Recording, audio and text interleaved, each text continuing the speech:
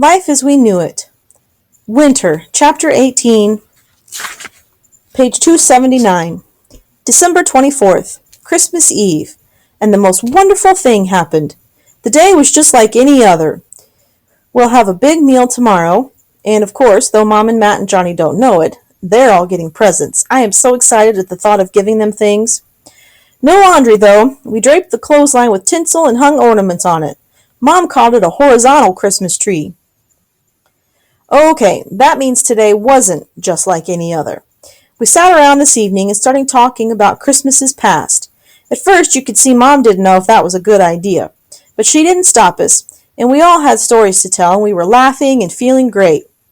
And then in the distance, we could hear singing. Actual caroling. We put on our coats and gloves and boots and went outside. Sure enough, there were a handful of people singing carols down the road. We immediately joined them. Thanks to the path Matt and John had shoveled, we didn't have too much trouble getting to the road level. There were some icy patches, and I wasn't crazy about Mom coming along, but there was no stopping her. The road itself is still covered with 3 feet of snow. Nobody's been traveling on it, so we created our own paths. It was thrilling to be outside, to be singing, to be with people again. I recognized the Mortensons from about a half-mile down. The other people I didn't know at all, but our road is funny. Even in good times, we didn't socialize with most of our neighbors. Mom says when she was growing up, she did, but so many of the old families have moved out, and new people have moved in, and neighborliness has changed. Now being a good neighbor means minding your own business.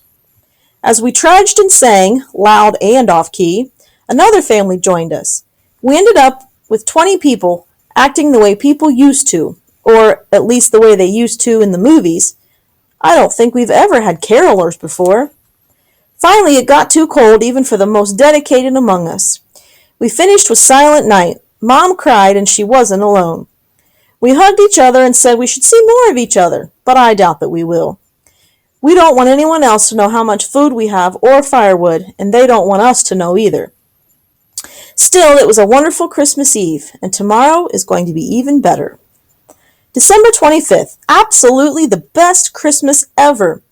We woke up in great moods and we talked all morning about how much fun it had been to go caroling the night before. We don't even like the Mortenses, but seeing them last night, knowing they were still around and healthy, was so incredibly reassuring. We made a joyful noise, Mom said. It's good to remember what joy feels like. And lunch, what a feast! First we had beef broth with oyster crackers. Our main course was linguine with red clam sauce and string beans on the side. Mom even pulled out the bottle of wine Peter had brought ages ago, so we had wine with our dinner. For dessert, Mom served the lime jello I'd gotten at the free food handout last summer. I don't know when she made it, but somehow she slipped it past us, and it was an incredible surprise. So much food, so much laughing, it was great. Then we all kind of hemmed and hawed and harumphed and excused ourselves. I went up to my bedroom to get everybody's presents, and much to my surprise, Mom and Matt and John also went upstairs to their rooms. When we met back in the sunroom, we were all carrying presents. Only Mom's were wrapped with real gift wrap. I'd used magazine pages for my presents, and Matt and John used grocery bag brown paper. But we were all surprised. So many presents. It turned out there were 2 presents for each of us, and 1 for Horton. Horton opened his first. It was a brand new catnip mouse. I got it at the pet supply store, John said. I didn't tell anybody because I figured I was just supposed to be buying food and litter. And then I figured at least Horton should get a present for Christmas, so I held on to it. It was actually a present for all of us. Horton immediately fell in love with the mouse and licked it and jumped on it and acted like a kitten. I thought about how scared I'd been when he'd run away. But he knew what family was too, and he came back and we were all together, the way we were meant to be.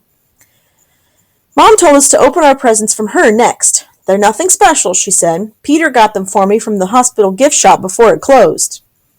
That makes them more special, I said, and I meant it. I wish Peter could be here with us. Mom nodded. Well, open them already, she said. Just don't count on there being anything fancy.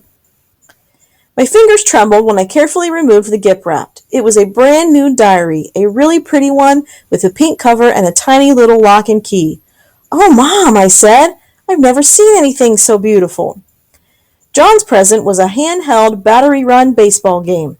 Don't worry, Mom said, batteries are included. John's grin was so bright he could have lit up the whole room.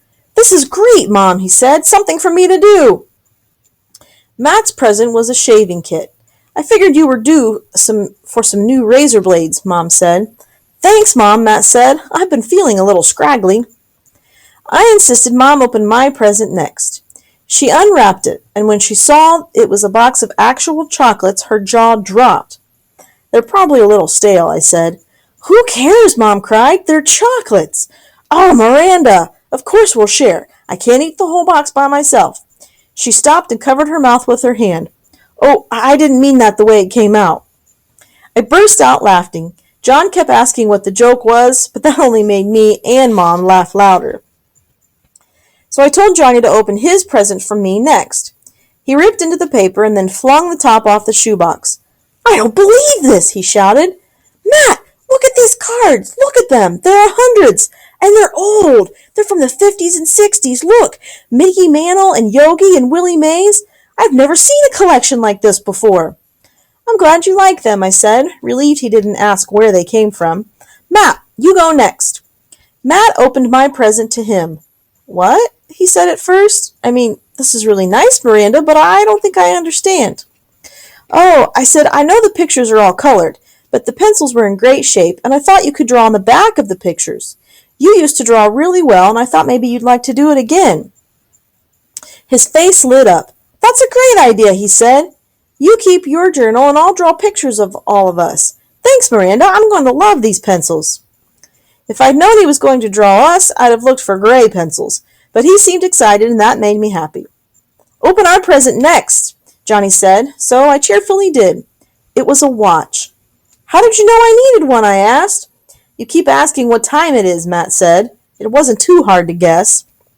I almost asked where the watch came from, but then I really looked at it and saw it had been Mrs. Nesbit's. It was an old-fashioned watch, the kind you have to wind every day. Her husband gave it to her, and I knew how much she cherished it. Thank you, I said. It's a beautiful gift. I love it. And now I'll stop pestering you. I guess this present is the last one, Mom said. But honestly, this whole day has been such a gift, I don't need any more presents. Open it, Matt said, and we all laughed. All right, Mom said. She took off the grocery bag paper and fell silent. Oh, Matt, she said. Johnny, wherever did you find this? What is it? I asked. Mom showed me what she was holding. It was an old black and white photograph of a young couple holding a baby. It was even in a frame. Are those your parents? I asked. Mom nodded, and I could tell it was all she could do to keep from crying. And that's Mom in the picture, John said. She's the baby. Oh, Mom, let me see, I said, and she handed it over to me. It's beautiful. Where did you find it? Mom asked. In a box at Mrs. Nesbit's, Matt said. I saw it was old photographs, and I brought it back here. She labeled all the pictures on the back. It was John's idea to go back and find a picture frame it would fit in. I didn't remember ever seeing the picture before, so I thought maybe you didn't have it. I didn't, Mom said, taking it back from me. It's summertime and we're on the back porch. How funny.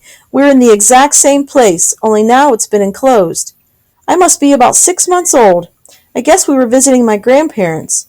Mr. Nesbit probably took the picture. I think I can make out his shadow. Do you like it? John asked. It isn't like it costs anything. I love it, Mom said. I have so few memories of my parents and so little to remember them by. This picture, well, it takes me back to a different time. I will cherish it always. Thank you. I think I'll start sketching, Matt said. I'll do some preliminary sketches before using my pencils. He grabbed some of the paper bag, pulled out the black pencil, and began drawing. Then Mom did something that made me even happier.